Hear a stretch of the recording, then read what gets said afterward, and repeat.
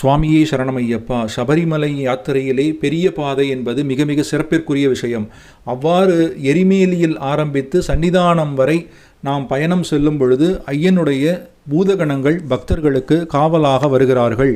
எரிமேலியிலிருந்து காளைகட்டி வரை வாபுரன் என்கின்ற பூதகணமும், காளைகட்டியிலிருந்து உடும்பாறைக்கோட்டை வரை நந்தி பகவானும், உடும்பாறைக்கோட்டையிலிருந்து முக்குழி வரை சங்கிலி பூதத்தாரும், முக்குழியிலிருந்து கரிமலை வரை பகவதி அம்மனும், கரிமலையிலிருந்து சன்னிதானம் வரை ஐயனின் முதன்மை படைத்தளபதியாக விளங்கக்கூடிய கருப்பண்ண சுவாமி, 18ஆம் படி கருப்பண்ண சுவாமியும் பக்தர்களுக்கு காவலாக வந்து அந்த சபரிமலை யாத்திரை புனிதம் அடைவதற்கு வழிவகுக்கிறார்கள்.